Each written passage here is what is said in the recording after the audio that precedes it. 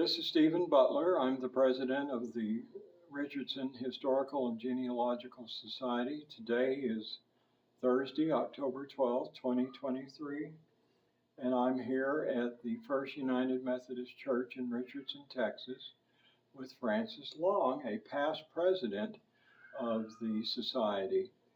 And I'm going to be asking her some questions about the Richardson Historical and Genealogical Society and about Richardson in general, and any other thing that Frances wants to talk about. So let's begin with, I'm going to ask you some questions. And so please state your age and place of birth, if you don't mind. No, I was born in Lubbock, Texas. Okay. In 1941. Oh, okay. So I'm 82. 82. Just 82. So you weren't born in Richardson, so when did you get to Richardson? In 1972. 1972, just in time for the centennial. Yes. Okay. I grew up in Missouri. But you were born in Lubbock, but you grew up in Missouri. What part of Missouri, if you don't mind my asking? In a little town called Rolla, Missouri. Rolla. I've heard of it. Yeah. And I always thought it was Rolla, but it's Rolla? It is Rolla. Okay. All right. Well, now I know. If I ever go there, I won't mispronounce it. Be sure you embarrass say Rolla. myself. Okay. So what brought you to Richardson in 1972? Why did you come here? My then husband, and I, Frito-Lay had closed the plant where he worked in Missouri. Okay, so he worked for Frito-Lay. No, I didn't. No. No, he did. He did. He did. Troy, and he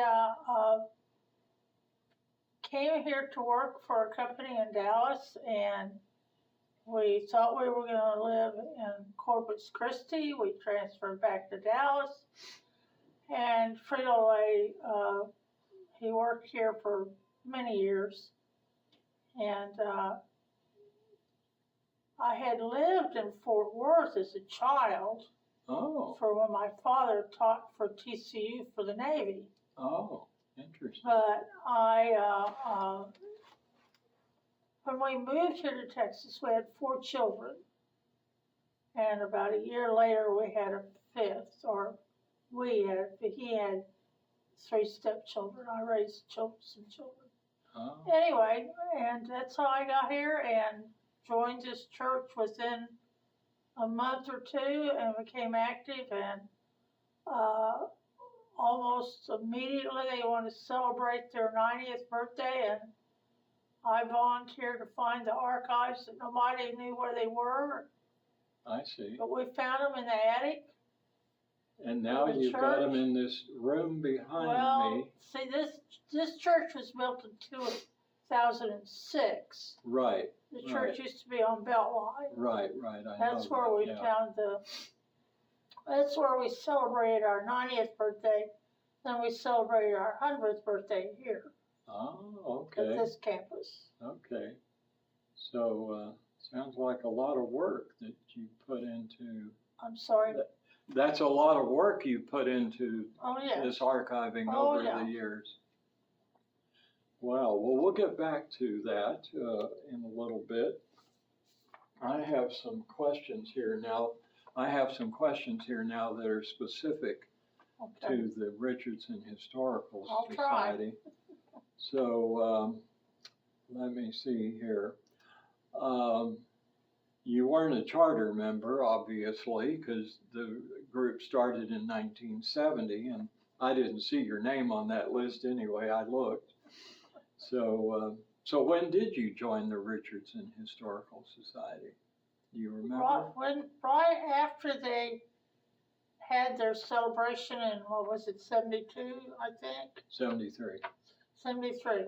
It's just right, almost immediately. In fact, I was trying to remember who the president was. Okay.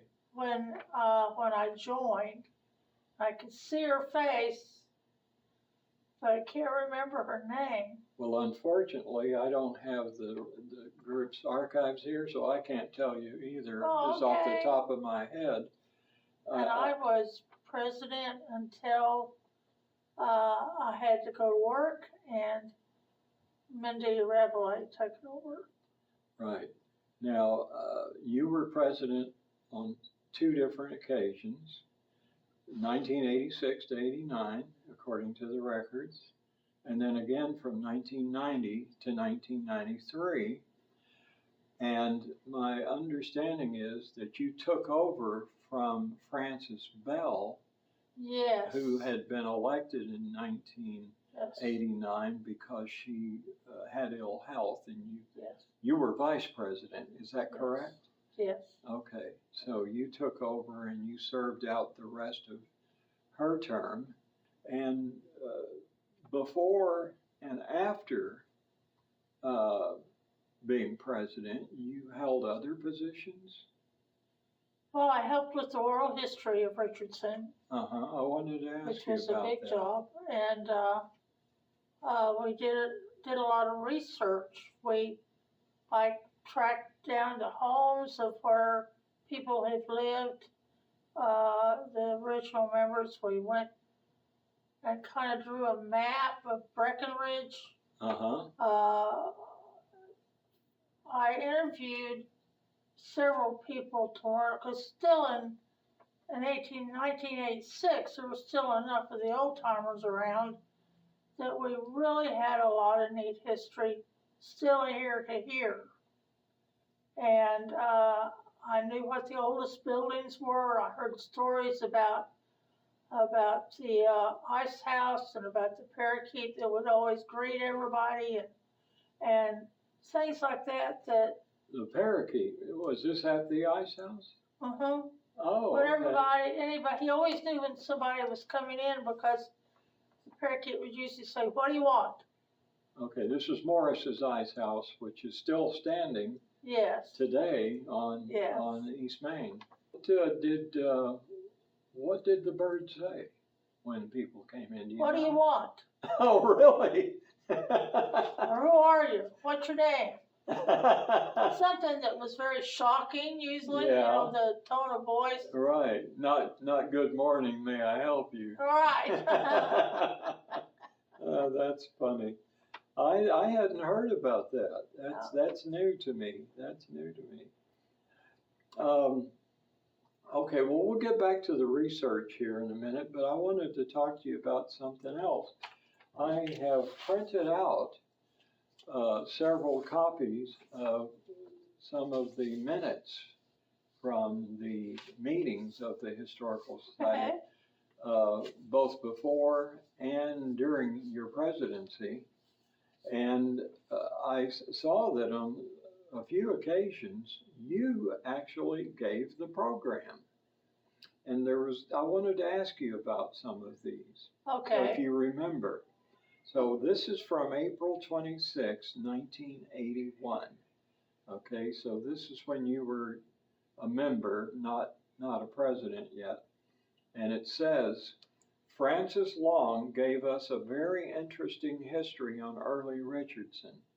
She was very appropriately dressed in a dress of the 20s, a dress that was brown and heavily beaded and had been worn to a governor's ball by the wife of the Secretary of State. So I want to know more about that. How on earth did you get a hold of this dress? Somebody in the society had to have given it to me to wear. Oh, okay. So you didn't go out and find it yourself? No, I don't think so. How did they get a hold of it? Do you know? That's a good question. But we had several influential members in our club. Mm-hmm. I mean, the Floyds and the Huffines, and in fact, if I was guessing, I would say probably from the Huffines family, mm-hmm. because he was very politically important. I see. In Richardson, and but yes, I remember it because it was a heavy dress. Uh-huh. I remember that. So your talk on early Richardson, do you remember anything about that? What you? Well, I'm bound to have talked about probably the railroad, coming through, and about there was a wreck in 19. Are you talking about when the two the farmer and the preacher got killed in the cotton wagon? Yes, they were both members of First Richardson. Oh, were they? One of them was Mr. Rippey, who had 6, 7 children. And then Mr. Wallace, who had 13 children. Oh my goodness. 2 sets of twins. Oh God. I told about the house that he built, which is still standing at the corner of Waterview and Beltline. Kind of sits back a little bit. It's a 2-story white house. Really? And I talked about the churches. Abe Cain, C-A-I-N, was a builder, and that he built several homes, some of which are still standing. He built our red brick church, which was on Greenville or Beltline. I mean, they're at Beltline and Greenville. And that he built the church in Wiley. It was identical to our red brick church. I talked about, Mr. Heffington, who had been a guard at the police station in Dallas, and that he had on his wall at home, he had hanging a purse that a prisoner had made him. In fact, I took it to the meeting. I'm pretty sure I didn't show it to them. Where is it now? I honestly don't know. When he died, I was promised that, or the Historical Society was promised that. Yeah, but you don't know if they ever got it? No. The count talked about Mrs. Mary Camel, who home was there on Camel Road where the old hospital is. And that for a while I took care of her, took her places that she needed to go. At the end of every trip, she'd say, let's take a ride on my road. And I'd say, well, which way do you want to go? And we'd go one way or the other. And she'd tell me the stories over and over about things along the lay of the land. I did not know what that term meant, but I know now. But she talked about the school that was there. Was near where the hospital was. That home was given to the Historical Society. Yeah. When she died, but there was no way that we could have moved it or put it somewhere where it would have been safe and could have been maintained. I understand it eventually got demolished, didn't it? It was a huge house. But we wanted to move it to the Ruth, where the Ruth Cemetery is. But it just couldn't happen. A couple of things. You mentioned a Mr. Cain. I remember seeing ads in the Richardson Echo for him. Yes. Saying that if you need something built, Cain is able. I remember that. I thought that was pretty clever. Yes. And then the other thing I wanted to ask you is you said you learned what the lay of the land meant. Well, I'd like you to tell me, what does that mean? The lay of the land was literally the way, she'd say, well, that house was just set over the lay of that hill, or the field was flat, or the field had a hump here or up there. It was how the land was shaped. How the land was described or shaped. Oh, okay. And you probably know this, that one of the things that I am so proud of about Richardson is those streets over there on the east side of Richardson have the names of the charter of the founding fathers, so to speak, of this Greer and Jackson and Huffines, and all those are names of families. Plano changed those names they had originally had names too of families. What they do would change them to A, B, C, D, and E. Right. I was so upset. So we haven't done that. We haven't. Hopefully, won't ever. But unfortunately, most of their homes have been torn down. Yes, that's true. The street names might still be there. Still there, but the homes are, a lot of them are gone. Yeah. Yeah. Okay, let's see, that was something else. Let me see here. Oh, here's another program that you did according to this these minutes that I wanted to ask you about. And then I'll get back to these other things here. April 16th, 1989. Francis Long gave the program on square dancing. Music and dancing go together with the fiddle, the most prominent musical instrument in square dancing. And it goes on to talk about square dancing here. So I wanted to ask you about that. Why did you give a program on square dancing? Are you a big square dancer yourself? I was a square dancer. Oh, really? Okay. I belonged to the Texas Railers. No kidding. Which was organized by a Sunday school class in First Richardson. Uh-huh. And they were all Methodists at first. Uh-huh. Then the Baptists joined and the Lutherans and... Wait a minute, I thought the Baptists didn't dance. But square dancing, they made an exception for? Is that right? And we danced at first at the Methodist Church on Beltline for several years, and then we moved to the Senior Center on Arapahoe, which is where they still meet. They're almost 50 years old now. They were organized in 60-something, in the 60s. And there were two clubs formed out of that. One group of lessons, the Kissing Cousins, which danced in Garland. They were from this church as well. In fact, some of them still belong to this church. No kidding. But I did talk about square dancing because as Methodists, we did square dance. And a lot of the way that club was organized was we took care of each other. We were one big happy family. And really the Historical Society was because so many of them were kin to each other.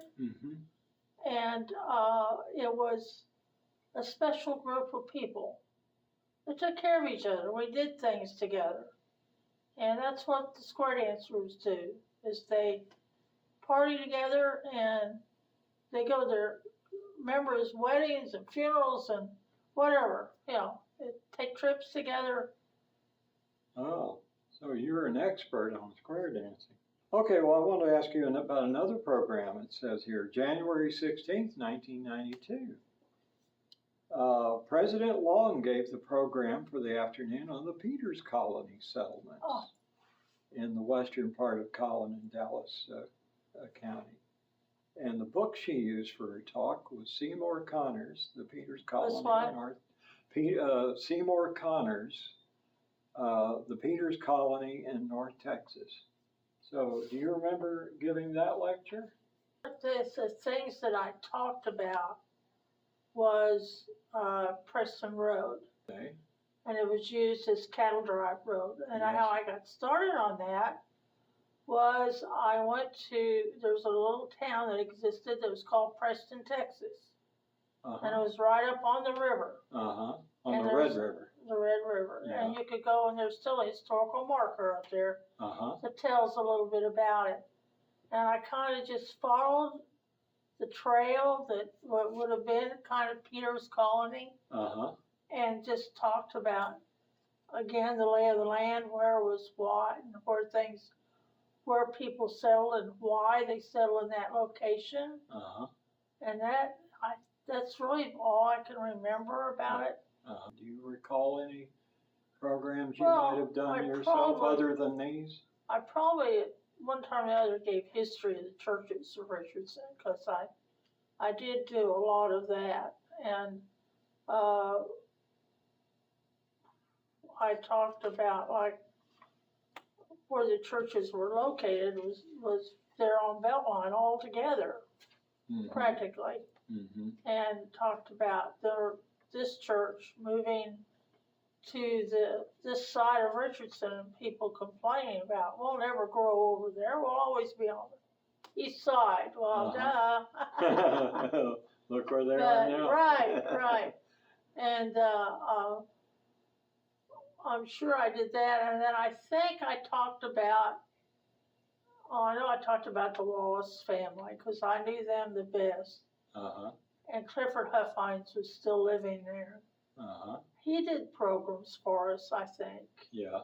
I'm going to ask you about Clifford here in a few minutes. Okay. But before I do, I want to ask you about somebody else. This is from the minutes for April 18th, 1991. And it says, the program was brought by Mr. Stephen Butler, a resident of Richardson. Do you remember me giving that lecture? No. Well, guess what? Let's say I didn't remember it either until I read this. And then I said, oh, I did do that, didn't I? I forgot all about it. Well, I mean, I know what it's about, but okay, cool. I just wondered if you remembered that our paths had crossed. Yeah, well, much earlier. I mean, 1991. Well, when I met you the other, I knew I'd met you somewhere, but. Yeah, 1991, that was quite a long time ago. That's over 30 years ago. Yes. So, our paths had crossed before. Okay, well, I wanted to ask you then about some of these other things. Oh, wait a minute. Let's see. Here we go. There was something going on in 1988, something about a cistern. Oh, yes, the cistern. Tell me about the cistern. There's a picture of me going down into that cistern. Really? In the paper. In the paper? In the Richardson Daily I News? was working at that time, and the fire department called me from Richardson. And because they knew I was, I had been the Historical Society president, and they said, Mrs. Long, we want to show you something. We want to show you a hole in the ground. Would you like to come and look at it? I said, sure. So one of the firemen gave me his boots, and I walked across, and then they tied a rope around my waist. And I went down in this cistern. It was a handmade well, and it's probably covered up now. We wanted to mark it, but it never got marked. Well, do you recall where it is? My understanding is it's over near the railroad bridge. It is. That crosses near Collins. When they, if I could probably walk down the median. Between the service road and Central, just before you get to that bridge. Yeah. I could probably find it.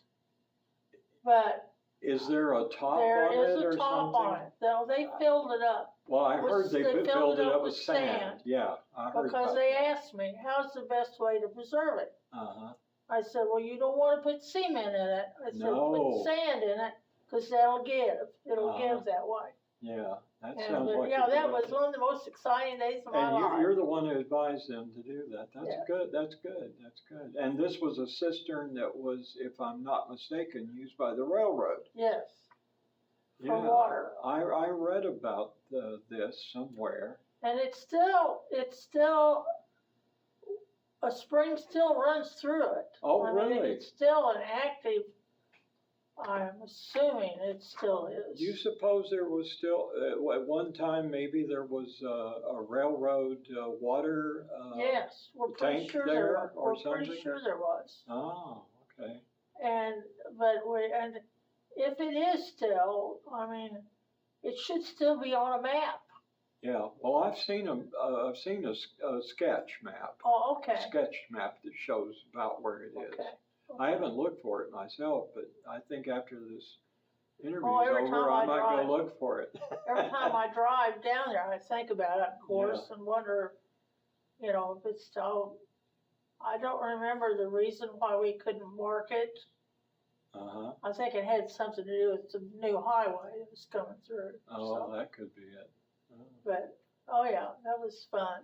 Yeah, it says here, an archaeologist in these notes, 17th of April, 1988, Francis reported that another inspection of the cistern had been made, and in the intervening weeks, it had been refilled with fresh spring water, which had to be pumped out. An archaeologist from SMU made the inspection. According to a Texas highwayman, this cistern is the oldest known in Texas and is well preserved. The city of Richardson will fill it with sand to prevent accidents and preserve it for possible future exploration and study. So maybe that's something the revived society should take up. We'll see. That would be great. We'll see. Okay, there was something else here I wanted to ask you about. This is September 21st, 1986. President Long announced plans for future meetings. She asked members to sign hours for working at the Historical Society booth on October 25th at the Oktoberfest. Do you remember anything about that? Where was this Oktoberfest? I don't think It was held in City Hall. Oh, at City Hall? Mm-hmm. Okay, so this was this a one-time thing? No, I don't. They still have a Oktoberfest? Don't Well, still they have an October event in Huffines Park now, and they also have something called Pawtoberfest, which is Okay. where everybody brings their dogs to the park and Oh, okay. dresses them in costume. But I don't think this is the same thing. I don't think so. Yeah. But no, they had the vendors and, you know, all the restaurants and everything. It was a real big shindig. Oh, and you were, and the society was able to We hand always out, had a booth. where you could hand out literature about the organization and things like that. Yeah, we're having trouble finding places to do that these days. They won't let us piggyback on some of these park festivals. I don't understand. Like the Cottonwood Festival or the Huffines Art Trail. And another thing that we were involved in is, did you ever hear the name Billy Meyer No, I don't think I did. and Lester? Billy and Lester were old timers Okay. and members of this church. Mm-hmm. She also was at the bank, worked at the bank a lot, Uh-huh. knew everybody in Richardson. There wasn't anybody she didn't know. She knew if you were a Richardsonite or not. She was concerned about this foreigner becoming the Historical Society president. But anyway, there was a house called the Bell Robinson House that sat just next to the railroad tracks, and she and Lester had lived there when they first got married. Well, during my presidency, she and her husband decided to move the house to Owen's Sausage Farm, where it was for years, until they sold the farm, and now the city has moved it. And eventually, and I went to the meeting, eventually is to be moved again to Huffines Park. Right. And So they it haven't is- done that yet. No, they haven't. And I promised them that I would help set up that house to be a museum. Yeah. Miss Robinson belonged to this church. She was also the first teacher for kindergarten Right. children in the city of Richardson. Right. And my favorite story about her is that sometimes the students would have to stay all night with her. Oh, really? Because maybe the parents couldn't come and get her before dark or something. I see. Well, one of these people that told me the story her name was Dorothy Putman. And Dorothy said that she slept with a shotgun underneath her pillow. Really, Miss Bell slept with a shotgun under her pillow? Yes, and she would tell the little girl or little boy, which her said, "Now don't put your hands underneath the pillow." Well, of course, Dorothy said she never slept a wink. Oh my goodness! But then in the mornings, Miss Bell would take the shotgun and go out and kill a chicken. No kidding. And they'd have fried chicken for breakfast. Oh my goodness! Fried chicken for breakfast? Mm-hmm. Oh my goodness! And it was 25 cents a day to go to school. No kidding. I never heard these stories. Isn't that something? Well, one of the questions I wanted to ask you about are some of the projects that the Society got involved in during the time that you were president. The big one was the Oral History Project. You brought that up a few moments ago. I wonder if you could elaborate on that. Tell me more about that. We were asked by the University of North Texas. Don't you mean University of Texas at Dallas? Yes. Okay. Yes. Okay. Go ahead. Yes, definitely. Janet was her name, the head of the history department, I'm not sure that was her correct title, but she is the one that got the teacher from the University of Texas in Austin to come and taught us for a week. We went to class every day for 5 days to learn how to do interviews.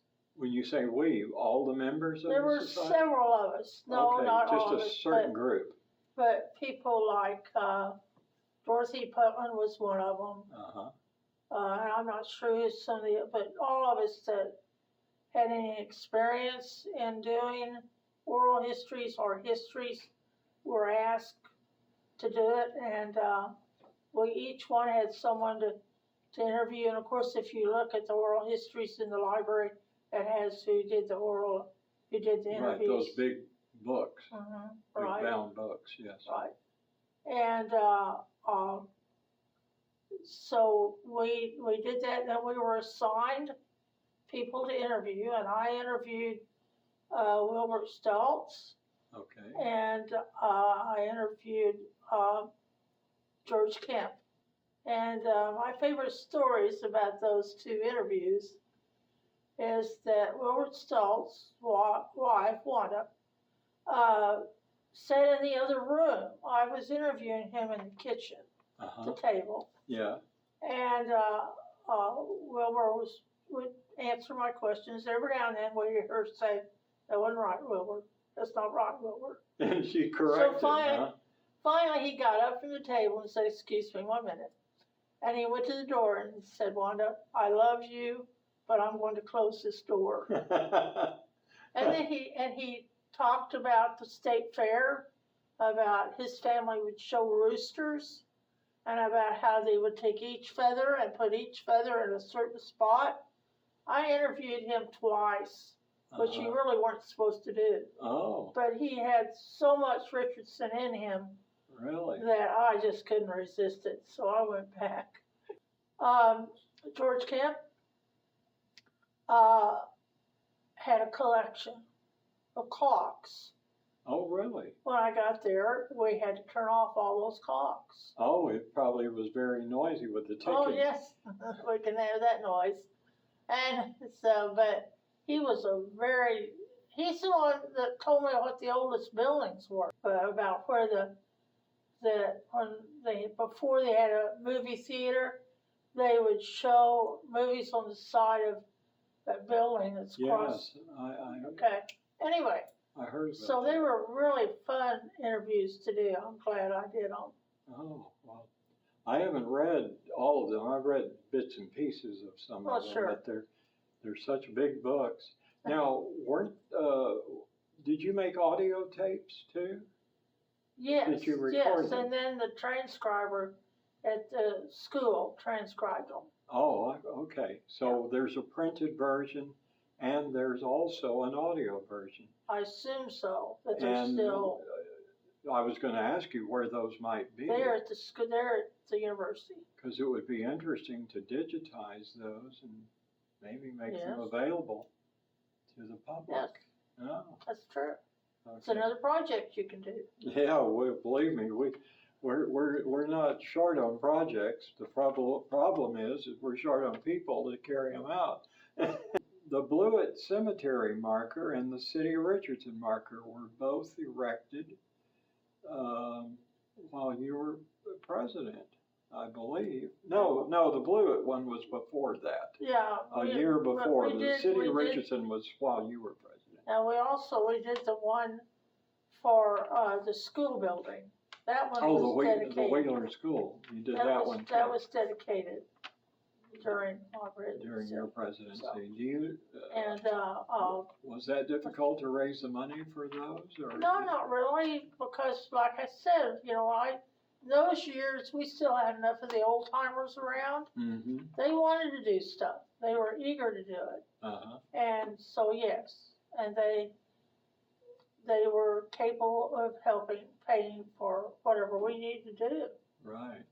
And that we were very lucky in that respect. Well, then you probably, if you joined in 72 or 3, you probably also remember the Floyd Cemetery marker being erected as well. Wasn't that erected? The Floyd Cemetery. Oh, yes, definitely. You probably remember that as well. Oh, yes.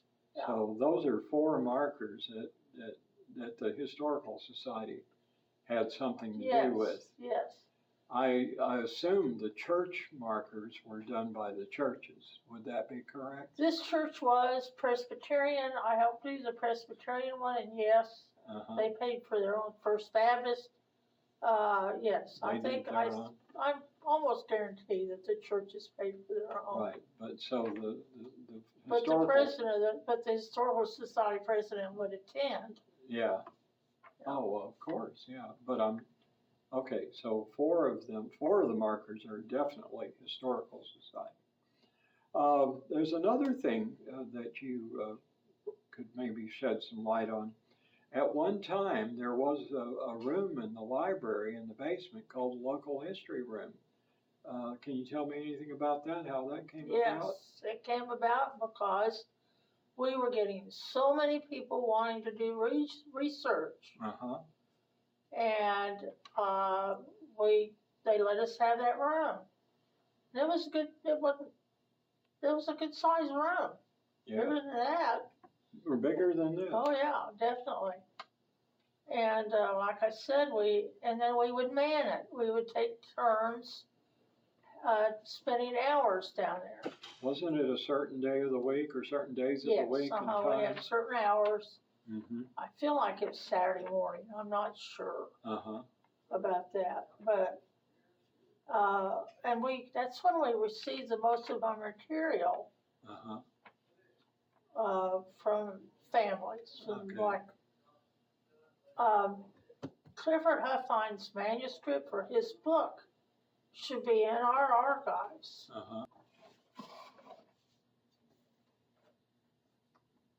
My Life Story by Bernice and Growing Up in Richardson by Robert Cecil Rippey. Oh, look at that. Those should both be in the Historical Society material. I don't think either one of these books is in I'm sure if they're not, they're definitely in the library, especially Cecil's. But this is full of Richardson stories, just absolutely. Was Cecil Rippey, or Robert Rippey? Yeah. Was he the son of the man who got killed, or? I'm sorry? Was he the son of the man who got killed at the crossing? Yes. Oh, okay. I didn't know he wrote anything. Now, I know his brother did, J. Fred Rippey. Yes. He wrote a book that was published professionally. Yeah. And I've got a copy of that. Do you? Okay, oh, good. Yeah, I do. But I don't think I've ever seen this one. Oh, interesting. Well, I'll be looking out for it. And if I can't find it, I might come back and see you so I can read this. Please, please. The people that were interviewed back in the Oral History Project, and the telling takes us back, were those mostly the old timers? The Definitely. people who were old timers at the time? Yes, I see. they were Members of the all old of them, families, yes, like the Huffines, yes. Floyds, Campbells, Yeah. Stoltz, Oh, yeah. etc. Strattons, maybe. Henry Coy. Coit, yeah, Oh, yeah. yeah. That's right. And McCain, was McCamey? Were there any McCameys around then? Charlie McCamey, owned the property where Frankfurt was. Do you know where Frankfurt? Yes. Okay. He owned that property. Oh, okay. And, there's, McCamey Road, there's an addition named after him, I think. But I considered him my favorite cowboy. Oh, really? Cowboy. Because when I interviewed him, Yeah. I interviewed him because of a story I'd heard, Uh-huh. and I wanted him to, verify it. Uh-huh. And that was about the KKK, the Klan, the Ku Klux Klan. Because the Klan in the 20s visited the churches Uh-huh. around this area, and one of them was ours. They walked down the aisle in their car, put money in the offering plate, and turn around and come out. Well, another story is one time they were at Vickery Park. Uh-huh. There used to be a little town called Vickery. Yes, I know. Well, the youth were down there meeting one Sunday night, and the Klan was across the creek. Well, the kids were scared to death. So the preacher went over there and told them, said, we are having a youth group here, we'd like for you to leave. Yeah. Okay, and they did. Uh-huh. Well, when I talked to Mr. McCamey about that, and he said yes, and we talked about other things. We talked about the spring here in Richardson, about the stagecoach, and about Alpha, Texas, which is where the Breedloves used to live, where the camp meetings used to be held, where the country club is. We talked about those kinds of things. Well, my son was with me, and he was about 4 years old then. He was playing with their antiques, taking them off the shelves, when of course I was just scared to death. They leave him alone, let him play. Anyway, well, when I got ready to leave, he said, oh, by the way, would you like to have a list of who is a member of the Klan? What? And I looked at him and said, I don't think so. And he laughed and said, well, you'd be surprised. And I said, no, I wouldn't be surprised. Oh, my goodness. I'd like to see that list. Of course, often after that, I thought, why didn't I ask? Why didn't I ask this? I could put it in a confidential file, not to be open till whenever, Till after you're long gone or something. He was quite a character. He really loved to tell stories. Yeah. And liked, but. So he wasn't kidding. He really was not had kidding. a list. He was not kidding. I'd like to see that the Frankfurt Church, which was a Methodist church, built about the same time our little white frame church is. But I went out there with him to go through the cemetery that's out there, and we talked about the old timers. But yes, that's where that group came from for the oral history. We're the original family names. Right. And most of them are gone now, unfortunately. Well, in that regard, I wanted to ask you about some people that you knew who were members of the society in the early days. And one person in particular I'd like to talk about is Clifford Huffines. So what can you tell me about Clifford? Clifford was a lot of fun. He's very proud of Richardson. He was very much involved in whatever went on. And he liked projects. He liked to do things. He liked to talk about the houses. There again is another person that he and Dolph Wallace, I should have set them both down and said, okay, let's go street by street and let's talk about these houses and the story behind them. Like, but I never did it.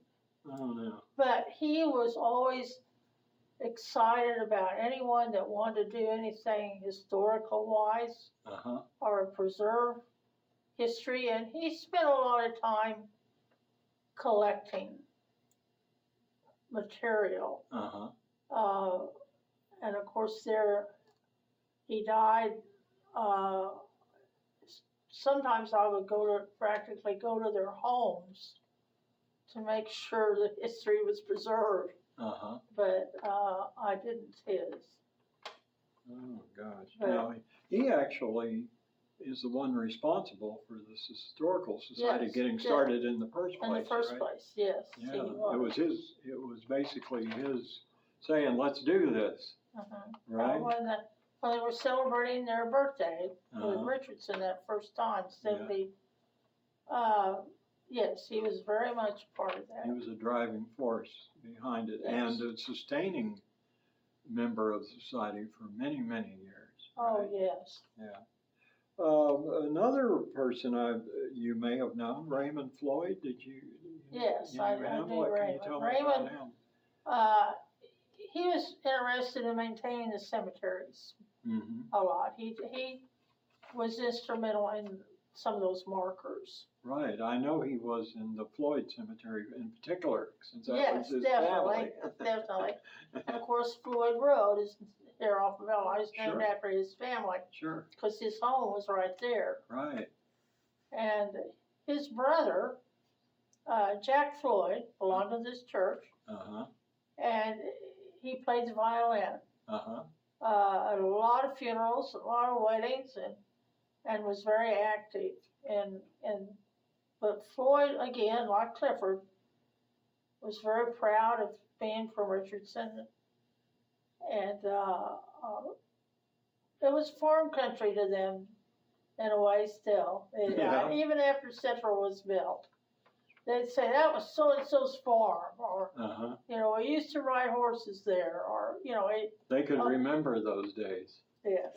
Yeah, before everything changed. Right. Before the 50s came along and everything before changed. the Yankees invaded Richardson. Is that how some of them put it? That's how I did. When I wrote my book, the church history for this church, I put that in there. Oh, no kidding. There's two or three more people I wanted you to talk about who are no longer with us. Barbara Braithwaite. As I mentioned, she's passed away now. So she, of course, she was president? She was for a couple of terms. In fact, she may have been president before I became president. The more I think about it, because of course she wrote the church history. Church history. The Richardson history. Right. And she did a lot of work on it, and she edited it. She wanted to bring it up years later, or she wanted to update it, but I don't think she ever did. But again, she had goals that she wanted to do, and she had worked hard at that. We've been very lucky, I think, all the way through Mindy. We've had people who have cared a lot about doing things that would help bring the city of Richardson's history in front of people. And now with the changing, and Barbara is really one of the first ones to start talking about the culture changing. And that we need to be a part of that change. Right. Well, something that struck me about Barbara is I read somewhere that she wasn't from Richardson originally, and yet she wrote the history in 1973 of the city where she wasn't from originally. I don't think she had any roots here, and I think that's remarkable. It is, that someone would do that with their adopted city not having any roots. It's hard to do because First Presbyterian wanted me to write their history. Yeah. And I said, I really can't. I said, sure, I can write about your theology, about, what your beliefs are, but your church history needs to be a story of the people that are part of that church. Right. And I said, I don't know that. Yeah. So yeah, she did. She worked hard at it. Yeah.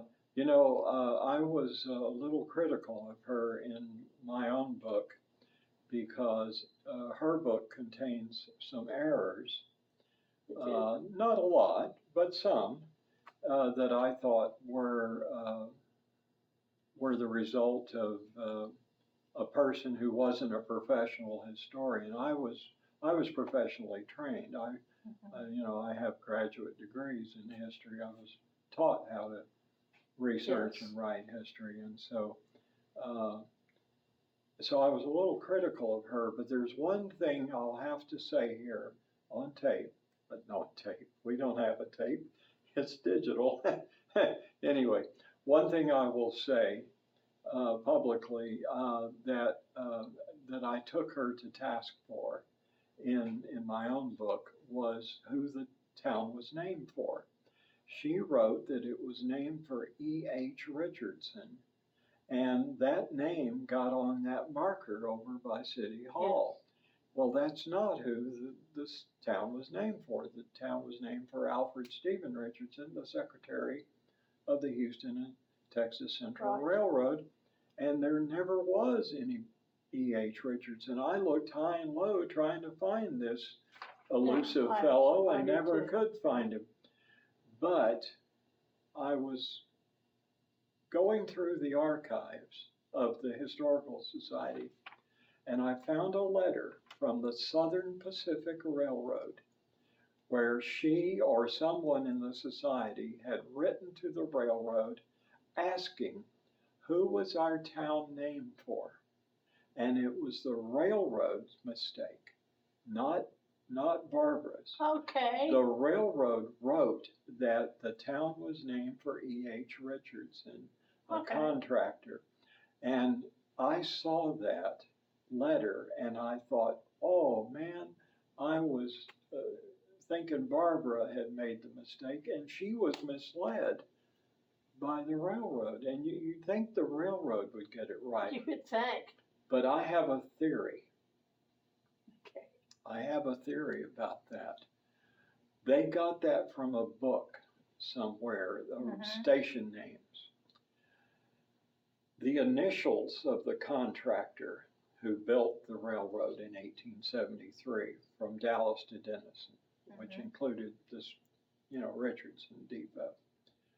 His initials were E.H. And I'm trying to think of what his last name was. It was Hill or Hall or something. I don't remember exactly now. I have to look it up. But I think that in their book, it probably says E.H., comma, Richardson. And I think whoever looked it up is the one who made the mistake. And of course, that letter, they misinformed her. So it wasn't her fault. Not that mistake, anyway. Well, what do you suppose was the reason why the society started out so well? I looked at the meeting minutes from the first meeting, 1970. Over 200 people showed up. The mayor was there. Mayor Raymond Noah was there, and some other bigwigs around the town, well-known family names. And 178 people signed up as charter members on the spot. And then we fast forward to 2019, and hardly anybody's coming to the meetings. Interest in the society, in the community, seems to have just disappeared. What happened? Oh, that's one reason we got genealogy name. Well, I was going to ask you about that too. Because it did help for a while. That's when we had the room. That was in 1994 that change was made. And and people said, oh, well, they're gonna do genealogy now, and so we had more genealogy programs. So that provided a little bit of a That revived boost? it a little bit. Okay. And, of course, now there's, like Collin County has a genealogy society, Plano has a genealogy society, Sure. so there's some Richardson people that belong to those groups. Mm-hmm. So you're not sure. Sometimes it's just my best friend goes, so I'm gonna go. Uh-huh. Kind of attitude, but everybody does everything on a computer, and that's the other reason is DNA. And I bet if you had a DNA person come and speak, sometimes there'd be a good crowd. Uh-huh. Well, actually, I gave a program on DNA Oh, okay. myself back in, I think it was May of this year. Okay. And did you have a good group? No, unfortunately. Okay. In fact, our meetings have been very poorly attended, I hate to say.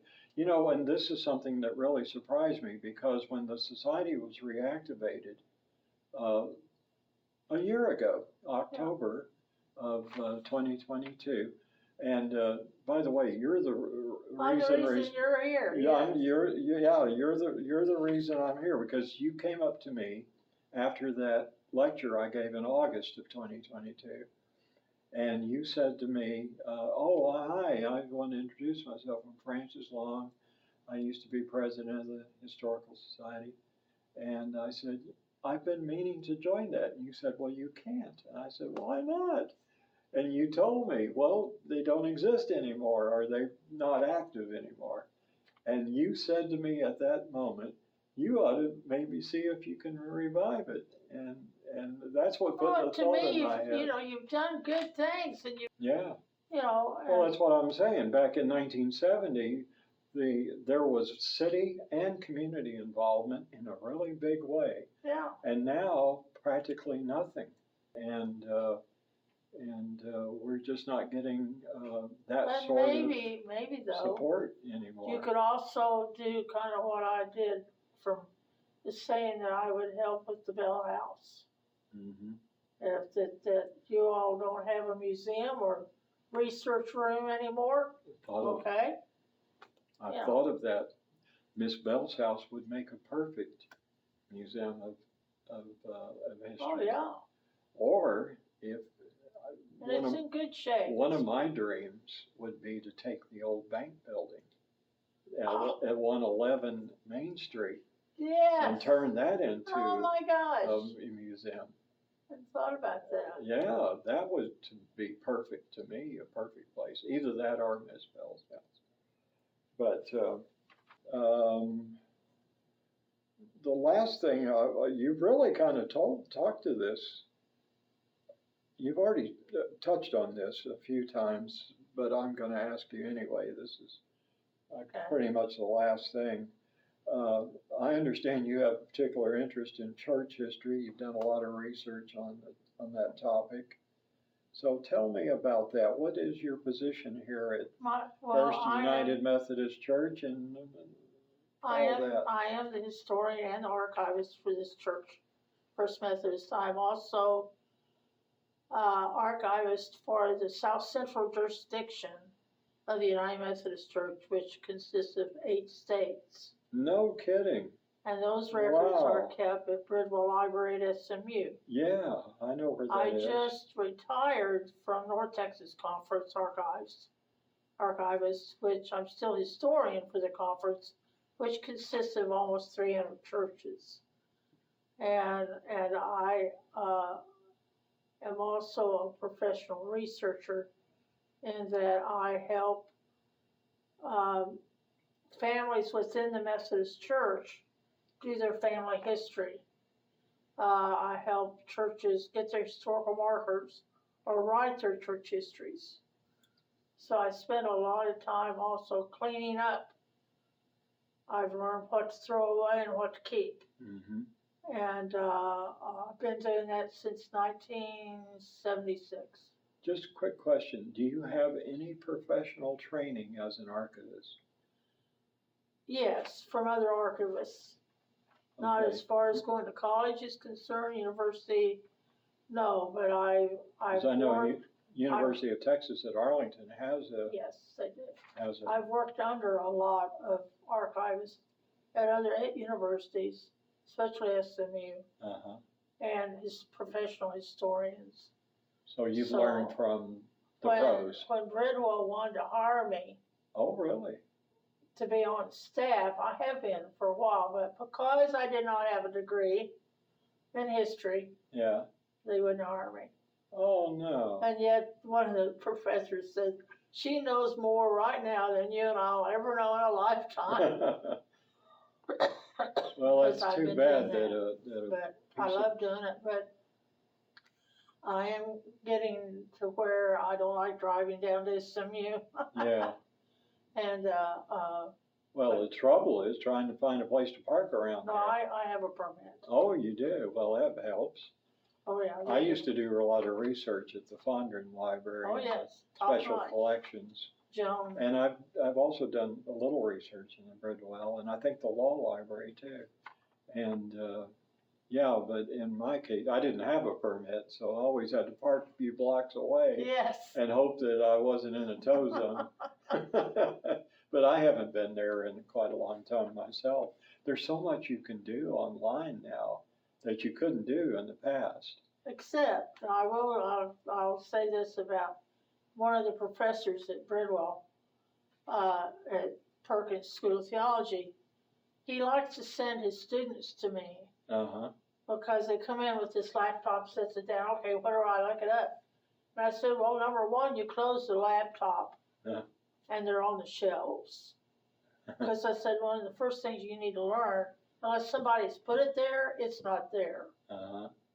Like these won't be online. Yeah. And they just kind of moan and groan, but I give them this stack of books and say, this is what you're supposed to be researching. Let's start here.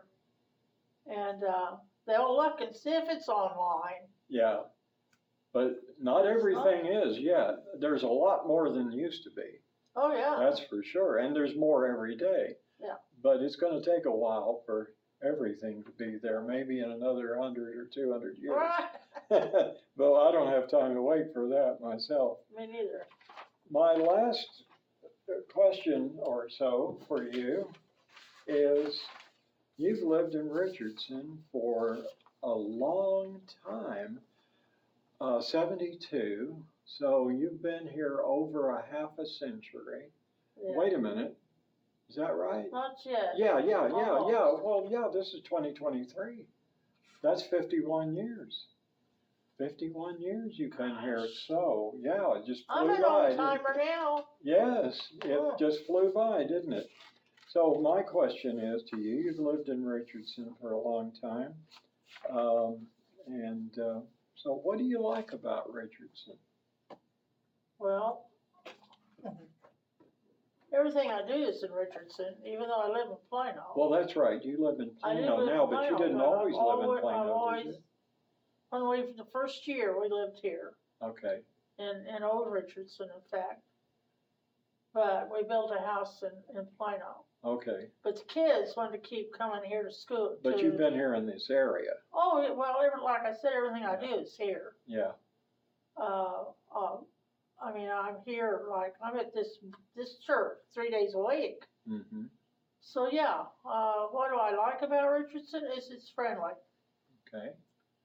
And even though the culture has changed, I've enjoyed getting to know the new culture. Uh-huh. And it's just another story. It's a gift. Yes. To me, every time I talk to somebody, it's a gift. Uh-huh. When they tell me their story, good or bad. Right. And I do worry about that a lot of people in Richardson don't know the history or the story of Richardson. Mm-hmm. Like, if we ask them about Clifford Huffines, well, who is that? Yeah. You know, which to me is sad. Mm-hmm. And I enjoy telling people the story. And I hope that that rubs off a little bit. I think Richardson has taken care of its cemeteries, for instance. They've torn down a lot of the old homes. Oh, a lot of them. The Jones house is behind the Baptist church. It's about the only one left. Mm-hmm. And there is another Huff Fines house on that street. Mm-hmm. But I can't help it. I think that the city council is not as interested in the history as they used to be. Mm-hmm. But its services, it's what it has to give to citizens is good, is excellent. Mm-hmm. They have a lot of support for the arts. Oh, yes. A lot of support for the arts. I'd like to see more support for history, too. Me too. In closing, I'm going to plug a couple of things here. First of all, Francis, I wanted to give you a copy of this book, Historic Richardson, Yeah. a sesquicentennial souvenir guidebook written by myself. It's a publication of the Richardson Historical and Genealogical Society Mhm. for the Richardson sesquicentennial this year, 2023.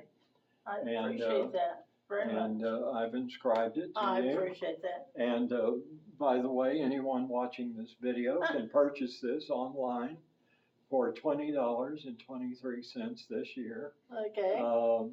from Amazon.com. So that's Okay. yours. And then the other thing I wanted to point out is that this is the fall 2023 issue of Legacies magazine.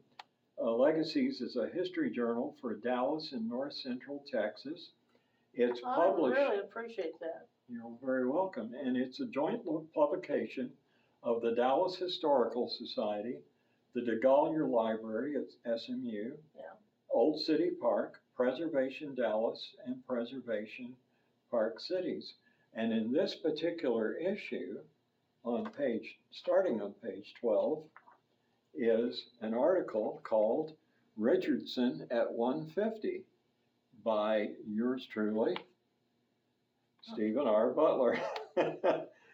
And it goes on for several pages. And anyway, so how do you get a hold of this? Well, if you are a member of any of those societies, you'll probably have a copy in the mail to you soon. But I'm glad to know about this. But one thing I wanted to point out is that the issues hang on, let me see here.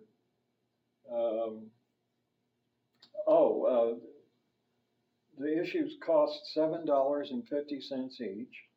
And if you want to order a copy, you write to the editor of Legacies, 2922 Swiss Avenue, Dallas, Texas, 75204, or email legasiesdhc@gmail.com and ask them about getting a copy of this issue. So there you go, Francis. Thank That's you. yours.